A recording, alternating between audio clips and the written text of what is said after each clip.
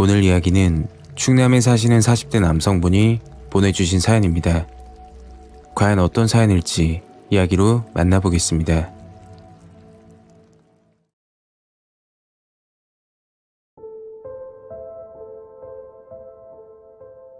20년 전 형에게 들었던 충격적인 이야기를 해볼까 합니다. 그 당시 아무것도 모르고 지냈는데 아버지의 비밀을 알고 나서 많이 힘들었습니다. 가끔 꿈에서 돌아가신 아버지가 나타나곤 하네요. 정말 끔찍했던 일은 제가 10살 꼬마 시절이 시작됩니다. 제가 초등학교 3학년 시절 중학교에 다니는 친형이 있었습니다. 형과 나이 차이가 났던 터라 동생 이상으로 저를 많이 챙겨줬던 걸로 기억합니다. 어릴 때 저희 집은 형편이 좋지가 않아서 부모님이 맞벌이를 하셨는데 부모님은 재래시장 한켠에서 국밥 장사를 하고 계셨습니다. 어머니가 판매를 하시고 아버지는 배달을 해주시고는 하셨죠. 학교를 마치면 아무도 없는 집에서 형을 기다렸고 형이 챙겨주는 저녁을 먹으면서 평범한 하루를 보내고 있었습니다. 그런데 그날 일이 터지고 말았죠. 아버지가 시장에서 배달 일을 하실 때 오토바이를 타기 때문에 어머니와 출퇴근 시에도 오토바이를 이용했었습니다. 그날 저녁 어머니가 다급하게 집으로 들어오셔서 큰일 났다고 말씀하시는 거였죠. 아버지가 오토바이를 타고 집으로 오다가 운전 실수로 넘어지게 되었는데 다리를 심하게 다쳐 병원으로 급히 이송되었다고 했습니다. 그리고 어머니는 형에게 2만 원을 쥐어주시고는 병원으로 가셨고 형과 함께 그날 밤을 보냈죠. 아마 그때부터였을 거라고 생각됩니다. 저희 집 분위기가 예전 같지 않다고 느끼게 된 사실을요. 그날 후로 아버지는 일을 하지 않으시고 방에만 누워만 있었습니다. 자세한 집안 사정을 이해하기에는 너무 어린 나이였고 중학생 형에게 물어봤지만 형은 아버지가 편찮으셔서 그렇다고만 말하더군요. 그리고 일주일이 지나 무서워진 아버지 모습을 보게 된 사건이 있었습니다. 학교를 마치고 집으로 들어갔는데 아버지와 어머니가 싸우고 계셨고 제 눈으로 봤던 아버지는 어머니를 폭행하고 있는 모습이었습니다. 너무 놀라서 한참 그 모습을 보고 있는데 그때 형이 제 손을 잡고는 나가자고 하더군요. 형과 함께 슈퍼에 가서 쌍쌍발을 하나 사고 저에게 반쪽을 나눠주면서 형이 말했습니다.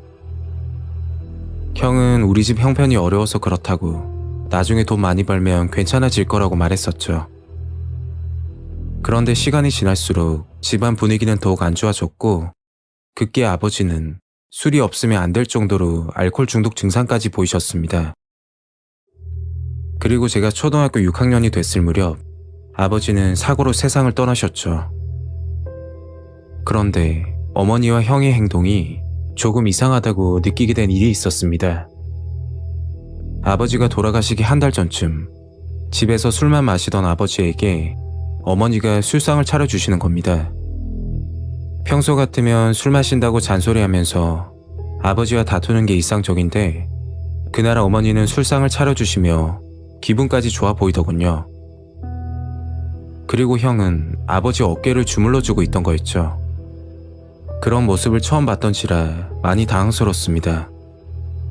어렸던 저는 우리 집에 좋은 일이 생겼구나 라고 생각을 했죠. 참 이상했던 점은 어머니가 술상을 차려 아버지께 대접했는데 안주가 마음에 안 드신다며 상을 엎으니까 어머니는 아무 말씀 하지 않으시고 다시 주방으로 가서 음식을 하고 계시는 모습이었습니다. 그리고 그 모습을 보던 형이 아버지 기분 잘 맞춰드려야 된다면서 이상한 말을 하더군요. 정말 이해가 가지 않았지만 어머니와 형이 아무 말을 안 하니까 그러려니 지냈던 것 같습니다. 아버지가 돌아가시고 어머니와 형은 슬픈 기색보다는 후련하다는 표정을 짓고 있었는데 매일 술을 드시고 폭력적인 행동을 했던 아버지에게 벗어나서 그랬던 건지 아니면 아버지가 돌아가시고 나서 어머니가 하던 국밥집 장사가 대박이 났는데 형편이 어려웠던 저희 집에 여유가 생겨서 그랬던 건지는 모르겠습니다. 그렇게 저는 성인이 되었고 군대를 전역하고 2달쯤 지났을 때 갑작스럽게 하나뿐인 어머니가 세상을 떠나셨습니다. 형편이 점차 좋아지고 형도 좋은 직장에 취업해 모든 일이 잘 풀릴 줄 알았는데 세상 일은 마음대로 안 되더군요. 아버지도 사고로 돌아가시고 어머니까지 떠나시니까 유일하게 믿고 따를 수 있는 건 하나뿐인 형이었습니다. 그리고 어머니 장례를 치르고 나서 형이 저에게 술 한잔 하자고 하더군요. 지금까지 숨겨왔는데 이제는 말하고 싶다면서 힘겹게 입을 열었습니다. 그 말을 듣고서 서로 아무 말도 하지 못하고 있었던 걸로 기억합니다. 형이 중학교 시절 어머니가 형에게 이런 말을 했다고 했죠. 아버지가 나중에 멀리 가서 일을 하는데 큰 돈을 벌어다 주실 거라고 2번 다시 못 볼 수도 있으니까 잘 해드려야 한다고 했다고 합니다. 형은 아버지가 지방이나 해외로 일을 하러 가시나 보다 단순하게 생각했다고 하더군요. 그러다 며칠 후 새벽에 자다가 형이 목이 말라서 일어나게 되었는데 부모님이 대화를 하고 계셨다고 하더군요. 그리고 그 대화는 중학생이었던 형에게 너무나 충격적인 이야기였습니다. 아버지는 내가 죽고 나면 그 돈으로 애들 잘 키우고 살라고 너무 걱정하지 말라고 말씀하셨다고 했죠. 형도 그 당시 모든 걸 이해하지 못했지만 뭔가 느낌이 안 좋다 라고 생각했었답니다. 그리고 3년 후 형이 고등학교 생활을 할 때 어머니가 형을 불러서 말했다더군요. 한 달 정도 지나 아버지가 멀리 가야 되는데 정말 잘 하라면서 이야기했답니다. 우연인지 모르겠는데 한 달 후 아버지는 사고로 세상을 떠나고 말았습니다. 새벽 시간 오토바이를 운전하던 도중 사고로 사망하셨죠. 형은 어머니가 왜 그런 말을 했는지 이해가 가지 않아서 어머니에게 가서 물어봤다고 했죠. 아버지가 진짜 사고로 돌아가신 게 맞는 건지 한 달 뒤에 멀리 가니까 아버지께 잘 하라는 말이 도대체 무슨 뜻이냐며 어머니께 한참을 물었지만 아무 말씀을 하지 않으셨다고 합니다. 어머니가 운영하시던 국밥집이 잘 돼서 그런 게 아니었고 알고 보니 아버지가 돌아가시고 받은 사망보험금으로 집안 형편이 조금 나아졌던 거였죠. 그리고 제가 군 생활을 하고 있을 때 어머니 건강이 급격하게 나빠져서 입원을 하게 되었는데 어머니는 병간호를 하던 형에게 충격적인 말을 했다고 했습니다. 아버지는 우리를 위해서 돌아가신 거라고 말씀하셨다고 하더군요. 그 말씀 뒤로 더 이상 그 이야기는 하지 않으셨고 제가 전역을 하고 나서 어머니가 돌아가신 거였죠. 형에게 그 이야기를 듣는데 아무 말도 할 수가 없었습니다. 현재 40대 중반 한 가정의 아빠가 된 저로서 얼마나 힘드셨으면 그런 극단적인 선택을 하셨을까 하는 생각이 들면서 너무 괴롭습니다. 가끔 아버지가 꿈에서 나오는데 이제는 걱정 말고 편히 계시라고 꼭 말하고 싶습니다.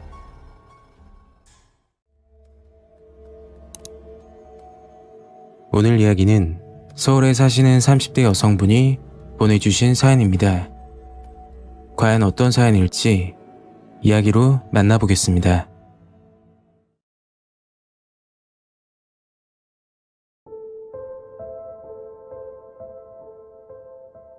때는 7년 전에 있었던 일입니다. 그때 생각을 하면 너무 충격적이어서 트라우마가 생기게 되었죠. 이야기는 제가 결혼 전 그 남자를 만나기 전으로 돌아갑니다. 그 당시 20대 중반, 서울에 있는 중고차 상사에서 대출 관련 업무를 하고 있을 때였습니다. 중고차 직업 특성상 여성 직원이 많지 않아서 다른 상사 여직원들과 친하게 지냈었죠. 그리고 여름 휴가를 맞아 직장에서 친하게 지내던 멤버들과 경포대 해수욕장으로 놀러가게 됩니다. 멤버는 저 포함 4명이었는데 그중 제가 막내였죠. 언니들과 펜션에 들어가 수영복으로 갈아입고 휴가를 즐겼습니다.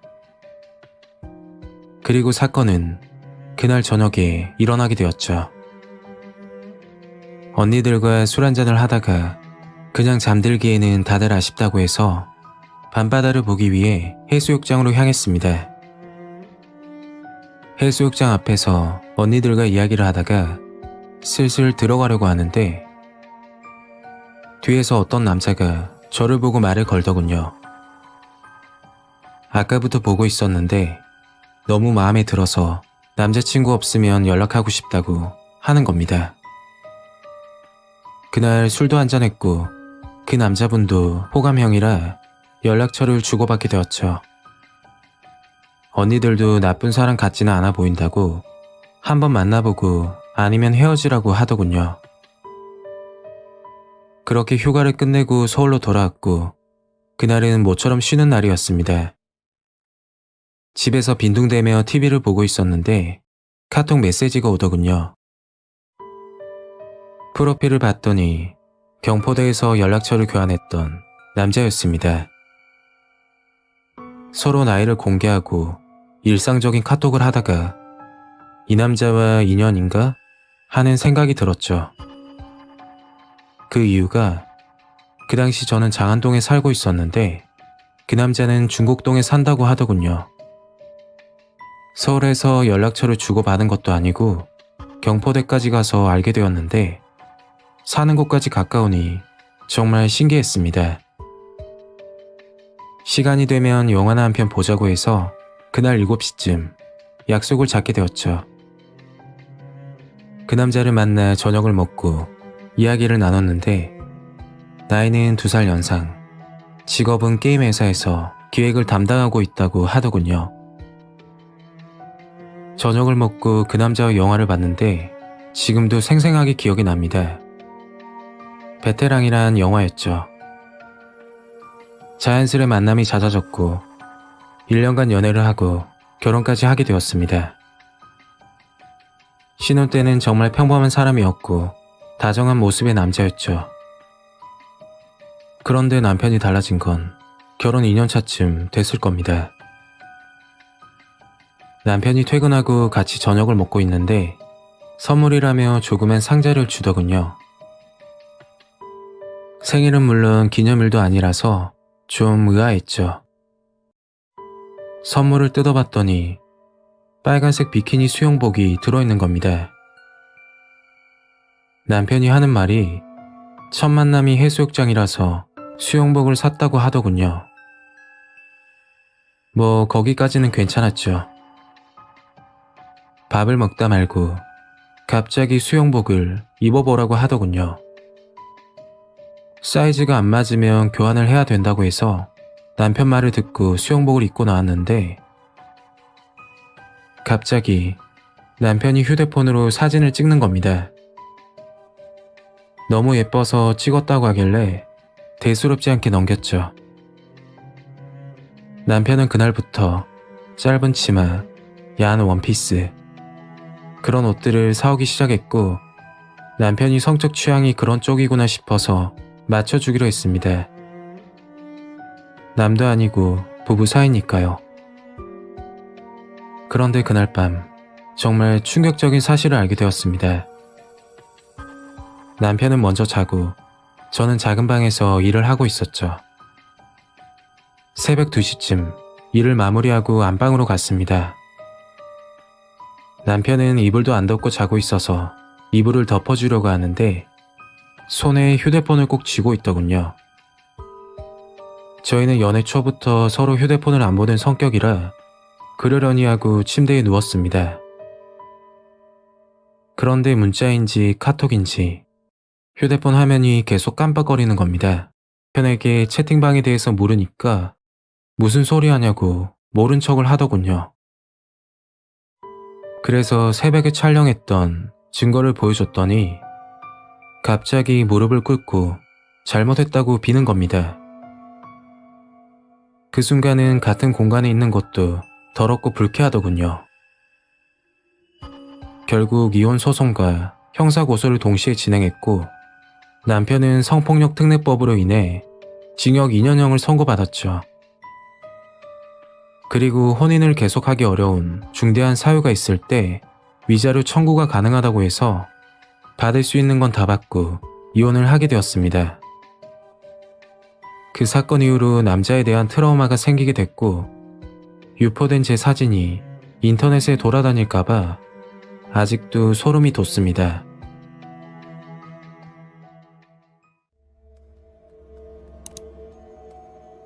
오늘 이야기는 경기도에 사시는 30대 남성분이 보내주신 사연입니다.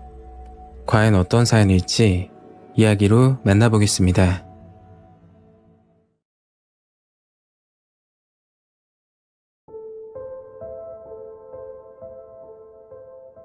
제 사연은 결혼을 얼마나 신중하게 생각해야 하는지 깨닫게 된 사건입니다. 정말 착했던 사람인데 믿을 수가 없습니다. 5년 전, 그 당시 저는 프리랜서로 일을 하고 있었습니다. 업무를 하고 있던 도중 고등학교 때 친했던 친구에게 연락이 왔죠. 동창 모임을 한다는 소식이었고 참석 가능하냐고 물어보는 연락이었습니다. 고등학교 때 절친이었던 2명의 친구가 있었는데 그 친구들을 만날 생각에 약속을 잡게 되었죠. 며칠이 지나 약속 당일이 되어서 동창 모임에 나가게 됐고 오랜만에 친구들 얼굴을 보니 긴장이 되고 어색했지만 술을 한잔 하다 보니 분위기는 금세 좋아졌습니다. 그런데 절친이었던 친구 2명 중 한 명이 보이질 않았죠. 야, 근데 영식이는 안 와? 그러자 몇몇 친구들이 조용히 시선을 피하더라고요. 그래서 왜 그러냐고 물어보니까 영식이는 사정이 있어서 참석을 못한다고 전화를 했다고 하더군요. 알고 보니 며칠 전 처음 보는 번호로 부재중 전화가 들어왔었는데 그게 영식이 전화였던 거죠. 동창 중에 진우라는 친구가 있었는데 어릴 때부터 영식이와 가장 가까웠던 친구라 영식이는 잘 지내고 있냐고 물어봤죠. 그러니까 잠깐 밖에 가서 이야기를 하자고 하더라고요. 그리고 진우에게 정말 충격적인 이야기를 듣게 되었습니다.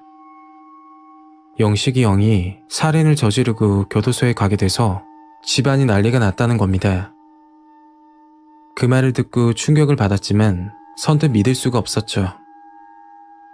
제가 기억하는 영식이 형은 조용한 성격에 어릴 때부터 효자라고 소문이 났던 형이라 그런 사건을 저질렀다는 게 이해가 가지 않더군요. 그리고 진우가 알고 있던 영식이 형 이야기를 듣게 되었죠. 영식이 형은 평범한 회사에 취업을 해서 일을 하고 있었다고 합니다. 그러던 중 같은 부서 여자 직원이 영식이 형에게 고백을 했다고 했죠. 영식이 형은 여자 직원과 연인 관계까지 발전하게 되었고 결국 결혼 약속까지 잡게 되었습니다. 영식이 형과 여자친구는 각자 부모님께 인사를 드리게 됐죠. 영식이 형 부모님은 정말 기뻐하시며 좋아하셨다고 했지만 여자 집안에서 영식이 형을 마음에 들지 않는다고 했다더군요.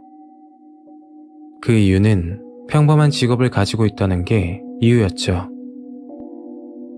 이대로 결혼하는 게 맞는지 다시 한번 생각해보자고 솔직하게 터놓았고 여자친구는 결혼하면 그런 말 없어질 테니까 걱정 말라고 했다고 합니다. 그렇게 여자친구 부모님의 반대로 결혼식이 미루어지다가 결국 결혼을 하게 됐다고 하더군요. 허락을 하게 된 조건이 있었는데 그건 처가살이를 해야 되는 조건이었다고 합니다. 그때까지만 해도 서로 사랑하면 행복할 줄 알았다고 했죠. 그런데 현실은 그게 아니었습니다. 신혼여행을 다녀와서 처가에 방문하였는데 장모가 영식이 형을 불러 집안일을 시켰다고 하더군요. 반대했던 결혼을 했던지라 영식이 형도 장모 마음을 얻기 위해 노력을 했다고 했죠. 하지만 점점 힘들어지기 시작했습니다. 집안일은 기본이고 마트에서 장을 봐서 음식까지 하고 회사 출근까지 해야 되니 편히 쉬지도 못했다고 했죠. 영식이는 형이 결혼해서 잘 지낸다고 알고 있었다고 합니다. 형이 그 집에서 노예처럼 지낸다는 생각은 꿈에도 예상하지 못했다고 했죠. 그러다 정말 화가 나는 사건이 일어나게 됩니다. 영식이 형이 장을 보고 집으로 돌아오는데 영식이 형 아내가 다른 남자와 집 앞에서 대화를 나누고 있었다고 했죠. 그 모습을 보고 뭔가 이상한 직감을 느껴 몰래 숨어서 지켜보고 있었다고 합니다. 잠시 후 그 남자는 차를 타고 어디론가 가고 영식이 형은 급하게 집으로 들어가서 아내에게 추궁하듯 물었다고 했죠. 집 앞에 남자 누구야? 아내는 귀찮은 듯 이야기를 하는데 정말 어이가 없었다고 하더라고요. 부모님이 소개해준 남자라고 아무 사이도 아니니까 오해하지 말라면서 오히려 화를 냈다고 했죠. 그 사건이 있고 나서 장모는 영식이 형을 불러 이야기를 했다고 합니다. 내 딸과 여기까지만 해달라고 돈은 충분히 줄 테니까 그만 헤어지고 다른 여자를 만나라고 했다더군요. 영식이 형은 어이가 없고 화가 났지만 침착하게 이야기를 했다고 합니다. 이혼할 생각은 없고 아내 또한 그 남자와 결혼할 생각이 없을 거라며 그렇게 말을 했다고 했죠. 그러자 장모는 영식이 형 뺨을 때리며 남자가 여자를 위해서 이 정도도 못해주냐고 타박을 하기 시작했다고 합니다. 조그만 회사에서 쥐꼬리 많은 월급으로 어디서 우리 집안을 넘보냐며 온갖 폭언을 했다고 했죠. 영식이 형은 장모와 다투고 나서 밖으로 나가 혼자 공원에 앉아 화를 삭히고 저녁이 돼서 집으로 들어갔는데 정말 충격적이었다고 하더군요. 집안에는 장모와 장인 그리고 소개를 받았다던 남자가 앉아있는 겁니다. 그 남자 옆에는 아내가 앉아있었는데 스킨십을 하면서 웃고 있었다고 했죠. 장모는 집으로 들어온 영식이 형을 보고서 분위기 깨지 말고 조용히 나가라고 했다더군요. 영식이 형은 충격을 받고서 집을 나갔고 다음날 아침 마트에서 칼을 구입해 집으로 들어왔다고 합니다. 문을 열고 방으로 들어서자 소개를 받은 남자와 아내는 침대에서 자고 있었고 그걸 본 영식이 형은 그 남자를 살해하고 아내는 겁을 주며 팔과 다리에 상처를 냈다고 했죠. 장인 장모가 그 모습을 보고 경찰에 신고했지만 영식이 형은 장인 장모까지 살해했다고 합니다. 경찰이 왔을 때는 이미 난장판이었다고 하더군요. 이 사건으로 인해 영식이 형 아내는 정신과 치료를 받고 있다고 합니다. 영식이 부모님도 충격을 받아 입원을 하셨다고 했죠. 결국 무기징역을 선고받게 되었고 영식이가 면회를 갔을 때 형의 눈동자가 반쯤 풀린 듯이 제정신이 아니었다고 하더라고요. 여기까지가 진우가 들었던 이야기라고 합니다. 오랜만에 친구들 생각이 나서 참석했던 동창 모임이었는데 너무나 충격적인 이야기를 듣게 돼서 시간이 지난 지금도 여운이 남네요. 그리고 지금까지 영식이와 연락은 되지 않습니다. 잘 지내고 있길 간절히 바라봅니다.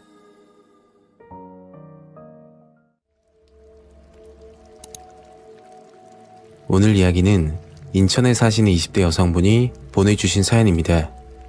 과연 어떤 사연일지 이야기로 만나보겠습니다.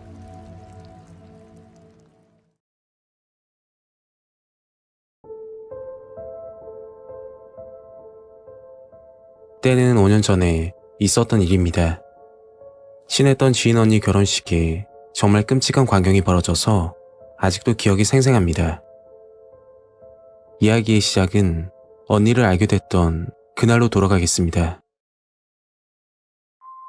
20대 초반, 저는 한신포차라는 술집에서 알바를 할 때였죠. 그 당시 전문대 재학 중이었고 사고 싶은 게 꼭 있어서 한 달만 일을 하게 되었습니다. 기본적인 주문 받고 서빙 및 테이블 정리가 주 업무인데 워낙 장사가 잘 되는 가게라서 일하는 데 집중하지 않으면 경력자들도 실수를 많이 하고는 했었죠. 그런데 그날 저녁 술집에서 사건이 벌어지게 됩니다. 남자 손님 2명이 계신 테이블이었는데 제가 주문을 받았었죠. 주문은 닭발과 소주였고 20분 후에 음식을 가져다 드렸습니다. 그리고 5분쯤 지났을 때 테이블 벨이 울리더군요. 그래서 그 테이블에 다가갔더니 음식을 다시 만들어 달라는 겁니다. 왜 그러시냐고 물어보니까 음식이 너무 매워서 못 먹겠다고 하는 거였죠. 저는 일한 지가 얼마 되지 않아서 다른 직원에게 물어본다고 말씀을 드렸는데 그때부터 시작이었습니다. 손님이 바꿔달라면 바꿔주면 되지 딴소리 한다고 언성을 높이시며 화를 내더군요. 그 소리를 듣고 같이 일하던 경력자 언니가 다가와서는 수습을 해주셨습니다. 그리고 저에게 일하다가 모르겠으면 물어보라고 하더군요. 그 일이 있고 나서 언니와 정말 친해지게 되었죠. 일을 그만두고 나서도 가끔 만나 술 한잔하고 고민도 털어놓을 만큼 가깝게 지냈습니다. 언니와 알고 지낸 지 5년 정도 지났을 때 언니가 깜짝 발표를 하더군요. 그 소식은 결혼 날짜가 잡혔다는 이야기였는데 물론 어느 정도 예상은 하고 있었죠. 언니가 만나던 남자친구를 소개해준 적도 있었으니까요. 언니 남자친구 직업은 규모가 있는 식당에 주방장으로 일을 하고 있다고 들었습니다. 늘상 했던 말이 결혼하면 맛있는 거 많이 해줄 것 같다면서 부러워했었죠. 그리고 6개월 후 언니가 결혼식을 일주일 앞두고 있던 날이었습니다. 저녁 7시가 조금 넘은 시간이었는데 언니에게 전화가 오더군요. 언니가 결혼식이 얼마 남지 않아서 그랬던 건지 뭔가 기분이 이상하다며 시간 되면 커피나 한잔 하자고 했습니다. 그렇게 부평역 근처 카페에서 언니를 만나게 되었고 이것저것 이야기를 했었죠. 그런데 언니 표정이 평소와 다르게 좀 어두웠습니다. 결혼식이 가까워질수록 남자친구와 다투게 된다면서 한숨을 쉬더군요. 심지어 웨딩 사진 촬영을 하면서도 싸웠다고 하는데 형부는 저렴한 곳을 원했고 언니는 평생 한번 찍는 거 좋은 곳에서 하고 싶다고 예약을 했다고 했죠. 형부는 상의 없이 결정했다고 화를 내는 거였고 언니 입장은 결혼식 할 때 지인들이 사진을 볼 텐데 아무 곳에서 촬영하는 게 내키지 않았다고 하더군요. 그렇게 언니와 이야기를 나누고 나서 그날 밤 집으로 들어갔습니다. 며칠이 지나 드디어 언니의 결혼식 날이었죠. 인천 모 웨딩홀에서 12시 예식이었고 웨딩 드레스를 입은 언니를 보기 위해서 조금 일찍 도착했습니다. 신부 대기실에서 언니를 봤는데 저도 얼른 결혼하고 싶다는 생각이 들더군요. 언니와 간단한 사진을 찍고 나서 저는 예식장에 들어가 앉아 있었습니다. 잠시 후 예식이 시작된다고 안내 멘트가 나오자 사람들이 분주하게 자리에 착석했었죠. 예식은 물 흐르듯이 진행이 되고 신랑 신부 입장 후 줄에 낭독을 하고 있을 때였습니다. 갑자기 사람들이 힐끗거리며 뒤를 쳐다보더군요. 저도 무슨 일인가 싶어서 뒤를 쳐다보았는데 정말 깜짝 놀랐습니다. 아니, 충격 그 자체였습니다. 예식장 입구 앞에 어떤 남자가 서 있었는데 때가 타서 더러워진 옷차림에 한 손에는 망치를 들고 있는 누가 봐도 결혼식 하객은 아니었죠. 그런데 다들 가만히 있었던 건 줄의 낭독이 끝나고 나서 축가 및 이벤트를 진행하는 순서였습니다. 언니 성격이 여장부 같고 장난치는 것도 좋아해서 기억에 남는 이벤트를 준비했나 보다 생각이 들었죠. 아마 다른 하객들도 저와 같은 생각이었을 겁니다. 그리고 사회자가 축하 및 이벤트를 진행합니다 라는 멘트를 하자마자 문 밖에서 그 남자가 걸어 들어오더군요. 당연히 하객들은 그 남자에게 시선을 돌렸고 언니와 형부도 당황한 기색이 보였습니다. 그때까지는 참 별난 이벤트다 라고만 생각했죠. 그 남자는 천천히 형부 쪽으로 다가가더니 손에 쥐고 있던 망치를 들고 형부를 향해 내리치는 겁니다. 다행히도 넘어지면서 망치를 피하게 되었고 하객들은 소리를 지르며 예식장은 아수라장이 되었죠. 앞에 계시는 남자분들이 그 남자를 제압했고 곧장 경찰에 신고를 했습니다. 잠시 후 경찰이 도착해 그 남자를 연행하고 나서 예식은 그것으로 마무리되었죠. 그 사건이 있고 나서 언니는 한동안 연락이 되질 않더군요. 그러다 한 달쯤 지나 언니를 만나게 되었는데 정말 섬뜩한 이야기를 하는 겁니다.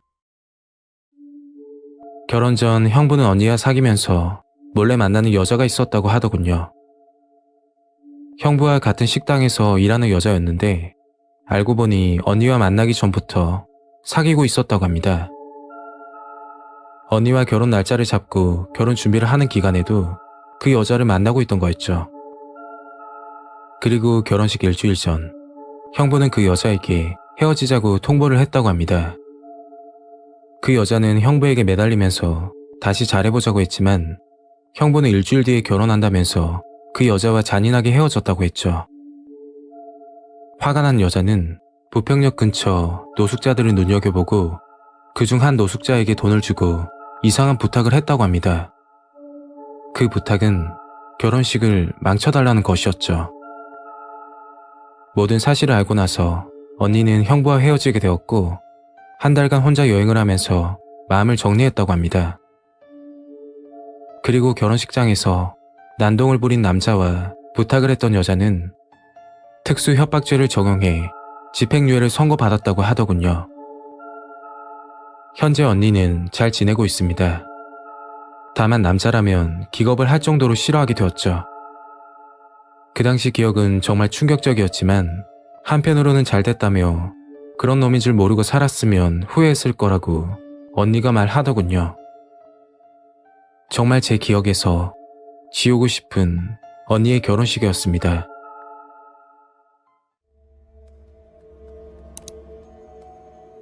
오늘 이야기는 부산에 사시는 40대 남성분이 보내주신 사연입니다.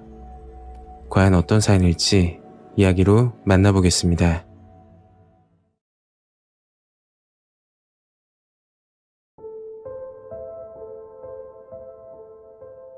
그 일을 겪고 나서 사람을 믿지 못하게 되었습니다. 지금은 깨끗하게 이혼을 한 상태지만 정말 소름 끼치게 무서웠던 전처의 이야기를 해볼까 합니다. 때는 8년 전에 있었던 일입니다. 그 당시 저는 부산 연산동에서 휴대폰 매장을 운영하고 있었죠. 직원을 두고 일을 할 만큼 생각보다 잘 되는 매장이었습니다. 한참 바쁘게 일을 하고 있을 때 어머니가 가게로 찾아오셨죠. 밖에서 저녁 먹을 거니까 일찍 끝내고 오라는 말씀이었습니다. 어머니는 평소 밖에서 드시는 걸 좋아하지 않는 편인데 갑자기 가게로 찾아와 말씀을 하시니까 분명 이유가 있다고 생각이 들었죠. 무슨 일이냐고 재차 물어봐도 다른 대답은 안 하시고 시간 맞춰서 오라는 말만 하시더라고요. 그래서 직원들에게 매장 마감을 맡기고 저녁 7시쯤 어머니가 말씀하셨던 횟집으로 향했습니다. 횟집은 방으로 되어 있는 고급스러운 분위기였는데 직원의 안내를 받아 2번 방으로 들어가게 되었죠. 그리고 문을 열자마자 좀 당황스러웠습니다. 횟집에 부모님만 계시는 줄 알았는데 그게 아니었던 거죠. 그 방에 부모님과 2명의 여자분이 앉아 계셨고 말씀을 들어보니 어머니가 다니고 계시는 교회 사람들이라고 하더군요. 그중 한 여자분은 저와 비슷한 또래로 보였는데 어머니가 그 여자분에게 사적인 질문을 건네시는 겁니다. 남자친구는 있는지, 직업은 어떻게 되는지, 분위기를 보니까 저에게 여자분을 소개시켜 주려고 자리를 만든 것이었죠. 여자분은 저보다 2살 아래였고 직업은 보험회사에서 근무를 한다고 들었습니다. 그렇게 식사를 끝내고 부모님은 눈치를 주면서 먼저 들어가셨고 저는 그 여자분과 카페로 향했죠. 커피 한잔하며 이야기를 나누는데 대화도 잘 통하고 외모도 미인이어서 보면 볼수록 호감이 생기더군요. 그리고 집까지 바래다 주면서 번호 교환도 하게 되었죠. 여기까지가 아내와의 첫 만남이었습니다. 그렇게 저희는 본격적으로 사귀는 연인 사이가 되었고 1년을 만난 시점 결혼 약속까지 하게 됩니다. 결혼 준비를 하면서 많이 싸운다고 하던데 저희는 결혼 전까지 싸움은커녕 정말 행복하기만 했었죠. 그리고 2014년 가을 아내와 결혼식을 올리고 6개월 정도는 아무 문제 없이 지내다 점점 아내와 다투는 날이 많아지더군요. 제가 생각했던 원인은 매장이 어려워지면서 생활이 어려워졌던 게 이유였죠.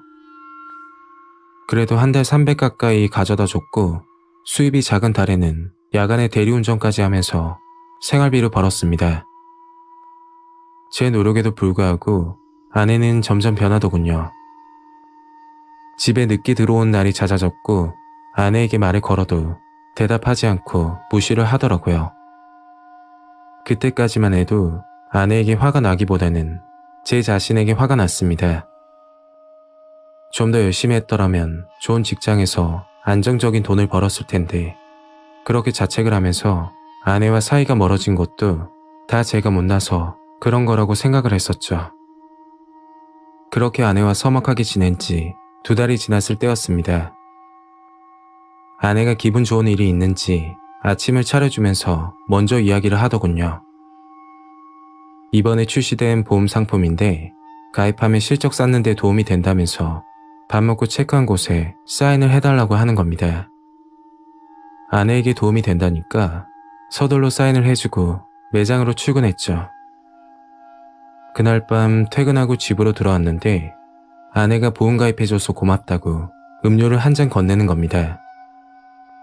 이게 뭐냐고 물어보니까 회사에서 나온 비타민인데 물에 타서 먹으면 건강에 좋다고 하루에 한 잔씩 챙겨줄 테니 꼭 마시라는 거였죠. 돈을 못 번다고 무시하던 아내가 갑자기 건강을 챙겨주니 이상한 기분이 들었지만 한편으로는 아내와 예전처럼 지낼 수 있을 거란 기대감에 긍정적으로 생각을 했습니다. 다음날 아침 눈을 떴는데 제가 소파에서 잠을 자고 있더군요. 아내와 사이가 좋지 않았어도 잠은 꼭 안방에서 잤는데 정말 이해가 가지 않았습니다. 아내에게 물어보니까 어젯밤 TV를 보다가 소파에서 잠이 들었다고 하더라고요. 아무리 생각하려고 해도 제가 어떻게 잠이 들었는지 기억이 나지 않았습니다. 그날부터 눈을 뜨면 점점 이상한 일들이 일어나기 시작했죠. 아내는 제가 잠을 자면서 자해를 한다고 하는 겁니다. 제가 잠을 자는 사이에 가슴과 팔, 다리 등 온몸이 긁혀 있고 상처가 나 있었죠. 심지어 눈을 뜨니 제가 손에 가위까지 들고 있었던 적도 있었습니다.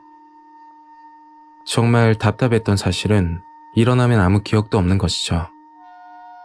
그 당시에는 심신이 미약한 상태에서 무슨 일을 저지를까 싶어 제 자신이 너무 무서웠습니다. 병원에서는 과도한 스트레스와 피로 누적 때문에 수면 보행증이라는 진단을 받고 일까지 그만두면서 지속적으로 약을 복용하고 치료를 했지만 점점 악화되기 시작했죠. 잠만 자고 일어나면 기억이 없고 제 몸에는 상처와 흉터들이 생겨나고 정말 죽고 싶을 정도로 힘들었습니다. 아내와 상의 후 제가 아프다는 사실을 양가 부모님께 말씀드리지 않기로 했었죠. 말씀드려봤자 걱정하실 게 뻔하니까 증상이 완화되고 나서 이야기를 하자는 아내의 말이었습니다.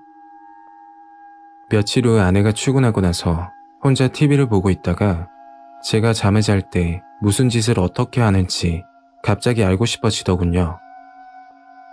아내에게 말하지 않고 거실과 안방에 조그만 CCTV를 두고 그날 밤 제가 무슨 짓을 하는지 지켜보기로 했습니다. 그리고 인터넷으로 초소형 카메라를 구입한 뒤 거실 화분석과 안방 TV 옆에 설치를 했죠.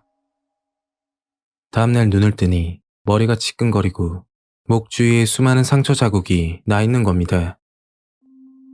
아내가 출근하고 CCTV 장면을 돌려보는데 너무 소름 끼치고 충격을 받았죠.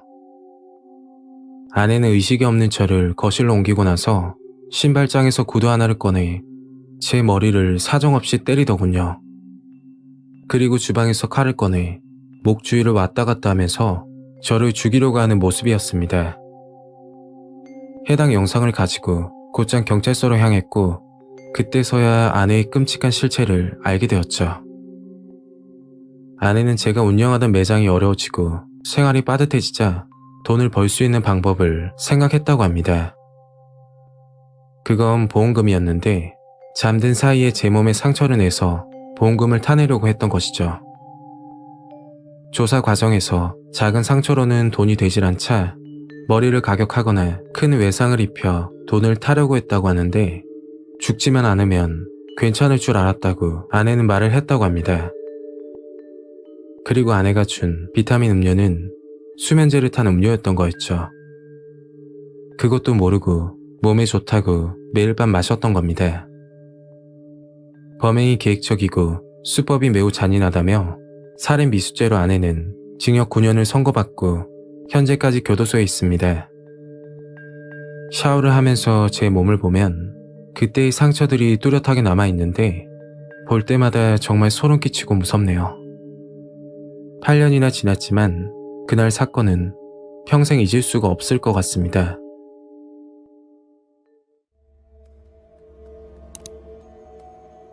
오늘 이야기는 서울에 사시는 20대 남성분이 보내주신 사연입니다.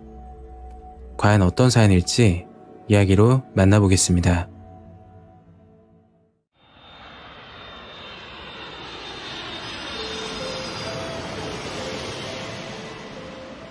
때는 3년 전 대학교 2학년 여름방학 때 겪은 일입니다. 저는 여름방학을 맞아 필리핀으로 나홀로 여행을 떠났습니다.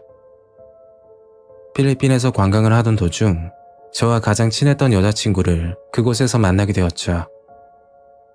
지금부터 여자친구의 이름을 지혜라고 부르겠습니다. 지혜는 대학교 1학년 때 친해진 친구인데 2학년 1학기를 휴학하고 필리핀으로 어학연수를 떠났었죠.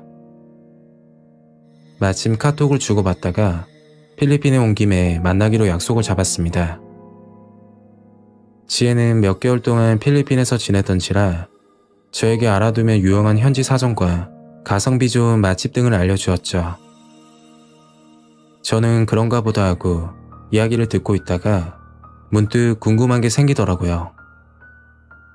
그건 필리핀 치안에 관련된 내용이었는데 지혜는 안전한 관광지 위주로만 살아서 민생 치안이 정확히 어떤지는 잘 모르지만 들은 바에 의하면 관광지를 벗어나게 되면 치안이 매우 불안하다고 하더라고요. 더군다나 현지인들 말고 필리핀의 열악한 치안을 노리고 들어온 한국인 조직폭력배들이 저지르는 범죄를 조심해야 한다고 했죠. 그러나 필리핀도 엄연히 사람 사는 곳이고 관광에서 나름 강대국이라 아마도 사람 많은 곳 위주로 돌아다니면 괜찮다는 생각을 했던 것 같습니다. 사실 지혜도 필리핀에 온 지 몇 달밖에 되지 않았고 여가를 보낸 경험은 별로 많지가 않았죠. 그래서 저와 같이 필리핀 관광을 하기로 하고 다음날 해수욕장까지 같이 가게 됩니다. 필리핀은 예쁘면서도 사람 없는 해수욕장이 참 많았습니다. 저는 사람 많은 건 질색이었던지라 현지 사이트를 검색하여 사람이 없으면서도 가성비 좋은 인근 해수욕장을 찾아냈고 지혜와 함께 거기서 해수욕을 즐겼죠. 그렇게 한 3시간 정도 흘렀을 때 조금 떨어진 곳에서 한국어가 들려오는 겁니다. 소리가 나는 쪽을 쳐다보니까 남자 한 명이 휴대폰으로 전화를 하면서 온갖 음담패설을 내뱉고 있었습니다. 외적인 부분이나 말투라던가 누가 봐도 한국인이었고 나이는 30대 정도, 머리에 왁스를 잔뜩 바른 문신을 한 남자였죠. 그 남자는 내가 어느 여자랑 잡았다, 누구를 어떻게 때렸다, 상당히 불량스러운 말을 하면서 걸어가더군요. 그 남자는 전화를 하다가 갑자기 저희 쪽으로 고개를 돌리더니 지혜를 쳐다보는 겁니다. 그리고 그 남자는 저와 지혜가 있는 근처까지 천천히 다가오더라고요. 그때 지혜를 지나치면서 성희롱적인 발언을 하는 겁니다. 지혜는 그 남자를 쳐다보며 화를 냈고 그 남자는 오히려 적반하장으로 정색을 하며 지혜에게 역정을 내기 시작했습니다. 그냥 외모가 예뻐서 한마디 한 거라고 말을 하더군요. 점차 험악해지는 상황이라 제가 나서게 됐고, 그 남자는 저와 기싸움이라도 하는 듯 저를 노려보며 욕설을 내뱉었습니다. 원래 이런 사람들이 자기보다 만만해 보이면 더 무시하는 부류라서 먼저 그 남자에게 한마디 했죠. 아저씨, 허세 부리지 마세요. 제 말에 그 남자는 분노가 폭발했는지 저에게 주먹을 쓰려고 하는 겁니다. 사실 저는 레슬링을 오랫동안 했었기 때문에 힘으로는 밀리지 않았죠. 그 남자의 주먹을 피하는 동시에 몸을 붙잡고 남자를 넘어뜨렸습니다. 결국 저에게 제압당하고 말았죠. 그렇게 강한 척을 하던 그 남자는 급격하게 비굴해지더라고요. 저와 지혜에게 존댓말로 사과까지 했으니까요. 그 급격한 태도 변화가 아직도 기억에 생생합니다. 다행히 싸움은 그렇게 마무리가 되었고, 해변을 곧장 빠져나와 인근 식당에서 저녁을 먹었습니다. 불미스러운 일이 있었지만 별 피해 없이 마무리되었으니 그냥 해프닝으로 끝나겠구나 싶었죠. 저녁을 먹고 나서 식당 근처 버스 정류장으로 가고 있는데 지혜가 갑자기 저를 붙잡는 겁니다. 왜 그러냐고 물어보니까 지혜는 뒤를 보라고 말을 하더라고요. 그래서 뒤를 봤는데 정말 섬뜩한 기분이 들었습니다. 어떤 남자가 서 있었는데 깊게 눌러쓴 모자 때문에 그 남자의 얼굴은 정확히 보이지 않았고, 실루엣과 체격은 아까 해변에서 시비가 붙은 그 남자와 너무나도 비슷했습니다. 그 남자는 그 자리에 서서 저희를 가만히 지켜보고 있더군요. 그때 주머니에서 뭔가를 꺼내려는 행동을 보였습니다. 그리고 시력이 좋았던 지혜는 그걸 보더니 깜짝 놀라며 곧장 제 팔을 잡고 미친 듯이 달리기 시작했죠. 그렇게 정신 나간 듯 달리다가 주변에 사람들과 차들이 나타나자 그제서야 멈추게 되었습니다. 지혜는 숨을 몰아쉬더니 제 팔을 잡고 이야기를 하는데, 아까 그 남자가 꺼내려고 한 게 권총이었다고 말을 하더군요. 그 말을 듣고 나서 어찌나 소름이 끼치던지 식은땀이 정말 온몸에 나더라고요. 결국 현지 경찰이 수사했지만 근방엔 CCTV가 하나도 없고 목격자도 없어서 수사는 그걸로 종결되었다고 합니다. 저희가 해변에서 본 그 남자, 그리고 총을 꺼내려던 그 남자와 같은 인물이라는 결정적인 증거도 없어서 잠깐 조사받고 바로 풀려났다고 하더라고요. 참고로 필리핀에는 불법 총기류가 워낙에 많기 때문에 불법 총기를 가지고 있는 게 그리 놀라운 일은 아니라고 합니다. 거기다가 한국처럼 CCTV가 곳곳에 설치되어 있는 것도 아니고 경찰 부패도 심하다고 했죠. 한국인들이 필리핀에서 범죄를 당하는 빈도가 타 외국에 비해 압도적인 편이라고 합니다. 물론 필리핀도 관광지는 안전한 편이고 친절한 사람들도 많지만 확실히 주의를 많이 기울여야 한다는 것을 깨닫게 된 일이었죠. 아마 그곳에 두 번 다시 갈 일은 없을 것 같습니다. 도대체 그 실루엣은 누구이며 정말 우리가 본 그 남자가 맞는 건지, 아니면 지나가는 강도였을까요? 필리핀에서 그런 일을 겪고 나서 저와 지혜는 많이 가까워졌고 친한 친구에서 연인 사이로까지 발전하게 되었습니다. 현재도 지혜와 만나면서 행복하게 잘 지내고 있지만 그때 일만 생각하면 아직도 아찔합니다.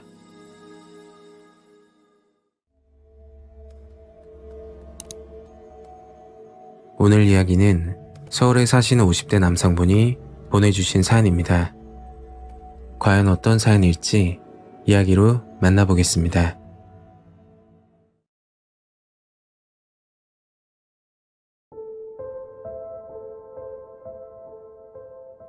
때는 1년 전에 있었던 정말 끔찍한 일입니다. 세상이 점점 무섭게 변하는 것 같아서 정말 안타깝네요. 저는 금천구 금융센터에서 일을 하고 있는 50대 가장입니다. 오후 4시쯤 퇴근하고 집으로 들어가는 중이었죠. 그날은 작은 아이 생일이었는데 아내가 근사한 저녁을 차려주기로 약속이 되어 있었습니다. 집에 도착해서 옷을 갈아입고 아내와 금천구에 위치하는 대형마트로 출발했죠. 그날은 평일이라 주말보다 사람이 작을 거라 예상했지만 저녁 장을 보러 온 사람들이 생각보다 많았죠. 서둘러 주차를 하고 나서 아내와 함께 마트로 들어가 장을 보고 마트 입구 물품 포장하는 곳으로 향했습니다. 그리고 빈 박스에 장을 본 물건들을 포장하고 주차된 차로 걸어갔죠. 그런데 50대 정도로 되어 보이는 아저씨 한 분이 천천히 걸어가더군요. 평범한 아저씨였다면 그냥 지나쳤겠지만 옷차림이 눈에 띄어서 한 번 더 쳐다보게 되었습니다. 그때가 1월달 굉장히 추운 날씨였는데 그 아저씨는 녹색 반팔 티셔츠에 반바지 그리고 슬리퍼를 신고서 주차장 쪽으로 걸어가더군요. 저와 아내는 정말 특이하신 분이라고 생각했고 집으로 가기 위해 차에 올라탔습니다. 시동을 걸고 출발하려고 하는데 아까 본 50대 아저씨가 맞은편에 서 있더라고요.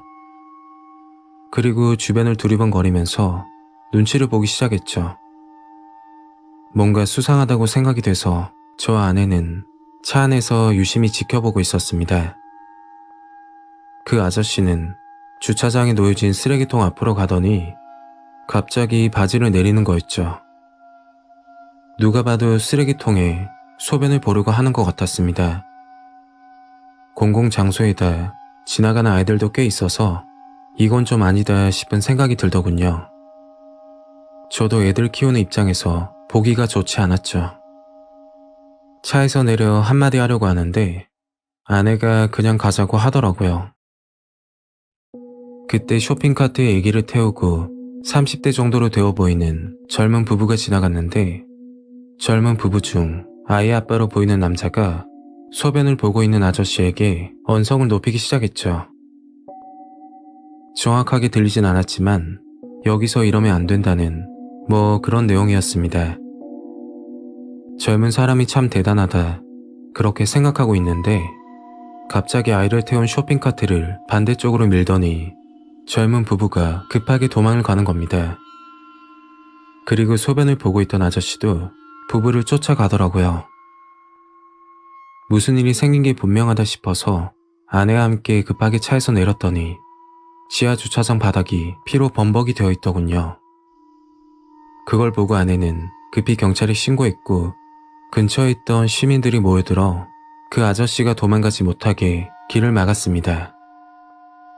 다행히도 경찰과 구급대가 신속하게 도착했고 아저씨는 현장에서 검거됐죠. 아이 아빠는 피를 흘리며 바닥에 누워있고 아이 엄마는 아이를 안고서 울고 있는 상황이었습니다. 정말 소름 돋았던 건 경찰에 검거되면서 아저씨가 했던 말인데 피를 흘리며 누워있는 아이 아빠를 보고서 나한테 걸리면 누구라도 죽이겠다 라고 하더라고요. 저와 아내는 집으로 오는 차 안에서 서로 아무 말도 하지 않고 집으로 도착했습니다. 그날 밤 정말 찜찜한 기분으로 잠을 이루지 못했죠.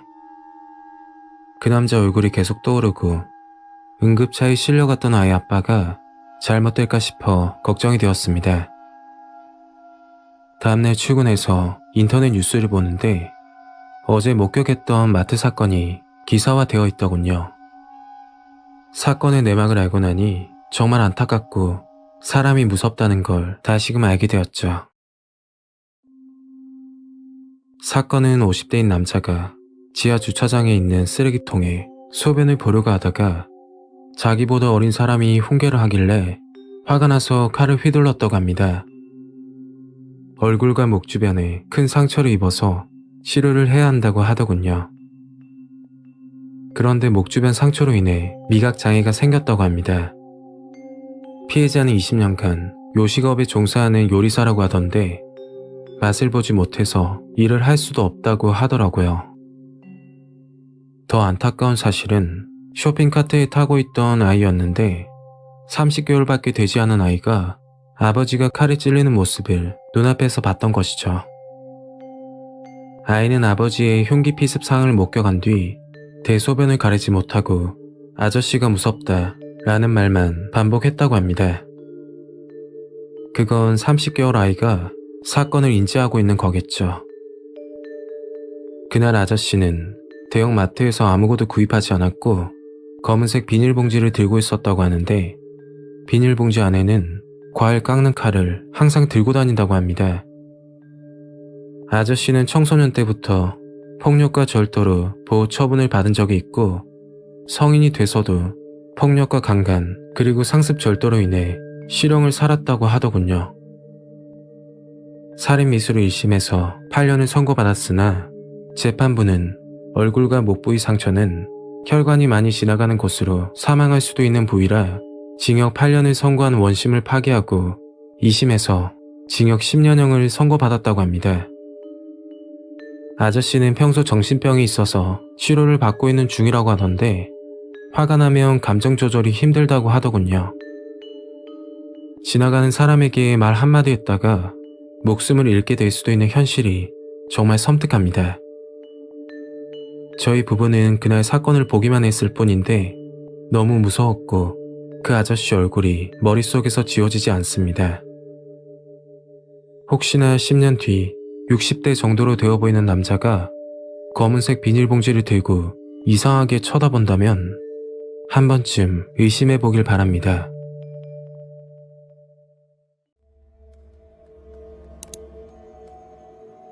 오늘 이야기는 전북에 사시는 60대 여성분이 보내주신 사연입니다. 과연 어떤 사연일지 이야기로 만나보겠습니다.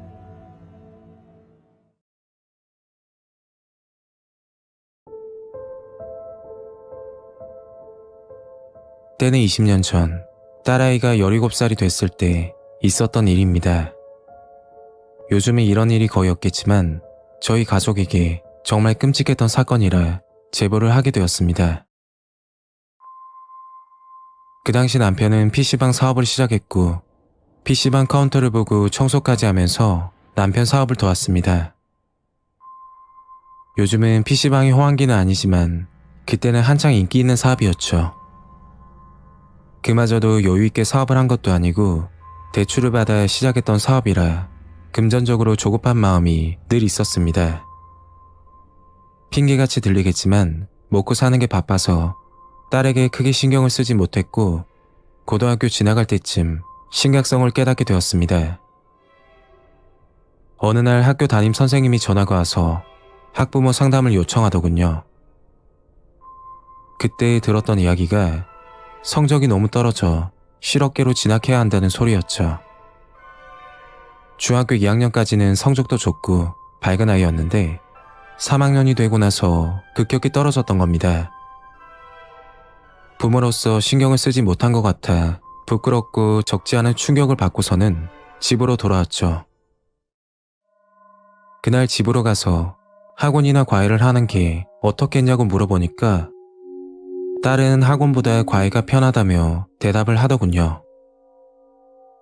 그래서 알겠다고 하고 이야기를 마무리했죠. 며칠 후 PC방 청소를 도와주고 집으로 가던 중 전봇대에 붙어있는 광고 하나를 보게 되었습니다. 종이 전단지에 과외라고 커다란 문구가 있고 그 밑으로는 이름만 들어도 아는 학교 이름과 화려한 경력이 쓰여 있더군요. 그럼에도 의아했던 건 과외 비용이 너무 저렴했었죠. 일단 전봇대에 나와 있는 번호를 입력하고는 집으로 와서 전화를 걸었습니다.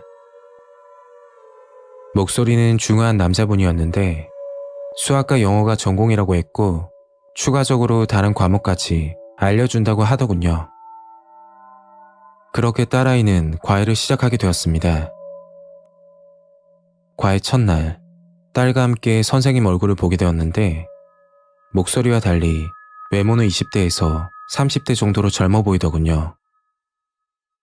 아이를 잘 부탁드린다는 말과 함께 과외를 대접하고 거실로 나왔습니다. 2시간 정도 수업을 하다 선생님은 돌아가셨고 방으로 들어가 딸에게 물어봤죠. 선생님 어떠냐고, 잘 가르치는 것 같냐고 물으니까 나쁘진 않다고 이야기를 하더군요. 그렇게 과외는 지속적으로 하게 되었고 3개월 차가 되어갈 때쯤 딸아이가 점점 이상해지는 겁니다. 솔직히 좀 무서워지더군요. 제가 지금도 후회하고 있는 건 아이를 혼자 놔둔 사실입니다. 남편 PC방 일을 도와준다고 과외 선생님이 오셨을 때 집을 비운 적이 많았는데 3달이나 아이를 가르쳤으니 믿고 맡겼던 거죠. 시간이 지날수록 딸아이는 점점 난폭하게 변해갔고 입에 담지 못할 욕까지 하기 시작했습니다. 남편이 혼을 내기도 하고 제가 잘 타일러도 봤지만 변하는 건 없더군요. 과외 선생님께 요즘 딸아이가 많이 난폭해졌는데 혹시 선생님께도 그러냐고 물으니까 놀라는 표정을 지으면서 착하고 얌전한 아이라고 그런 모습은 전혀 없었다고 하더군요. 그때까지는 사춘기가 늦게 왔구나 생각했습니다. 그리고 며칠 뒤 딸 아이가 없을 때 청소도 할 겸 아이방을 들어가서 책 정리를 하고 있었죠. 그때 책상 밑에서 이상한 노트를 보게 되었는데 빈 노트에 숫자가 기록되어 있었습니다. 그날 밤 딸이 집으로 들어와서 방에 왜 들어왔냐고 화를 내더군요. 그리고 책상 밑에 있던 노트를 왜 치웠냐고 따지는 겁니다. 노트가 책상 밑에 있길래 주워서 올려놨다고 하니 갑자기 울기 시작하더군요. 저는 딸을 달래면서 왜 그러냐고 물어보니까 한참 말을 못하고 있다가 힘겹게 이야기를 꺼내더군요. 그 이야기를 듣자마자 분통이 터지고 억장이 무너지더군요. 원인은 과외 선생님이었습니다. 과외 선생님은 공부만 해서는 안 된다며 어른이 되면 사랑받는 방법을 알려준다고 이야기를 했답니다. 충격적인 사실은 문제를 풀지 못하거나 외우지 못했을 때 딸아이 옷까지 벗겼다고 하더군요. 지금까지 왜 말하지 않았냐고 하니까 그 남자가 옷 벗은 동영상을 찍고 다른 사람에게 알리면 영상을 유포한다고 협박을 했다고 합니다.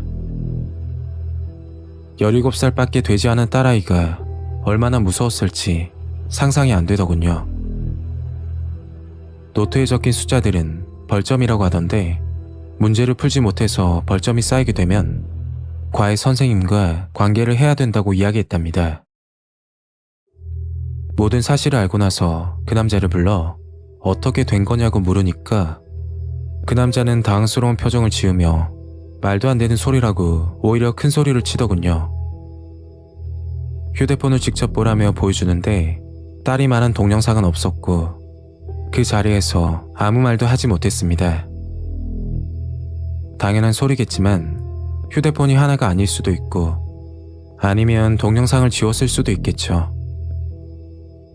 요즘 같으면 피해자의 신빙성 있는 진술 및 정황만으로도 형사처벌이 가능했을 텐데 20년 전 증거라고는 노트에 적힌 숫자와 딸에게 옷을 벗으라고 했다던 아이의 일방적인 주장밖에 없었습니다. 그 사건 이후로 아이는 많이 힘들어했고 시간이 흐른 뒤 성인이 돼서 많이 밝아졌습니다. 현재 고등학생이었던 딸아이는 30대 아이를 둔 엄마가 되었고 그날 사건은 서로 약속이나 한 듯 더 이상 아무 말도 하지 않게 되었습니다. 하나뿐인 딸에게 신경 쓰지 못했던 미안한 감정은 평생 잊지 못할 것 같습니다. 오늘 이야기는 여기까지입니다. 가시기 전에 구독과 좋아요 부탁드리겠습니다. 주말 잘 보내시고요. 다음 영상으로 또 뵙겠습니다. 감사합니다.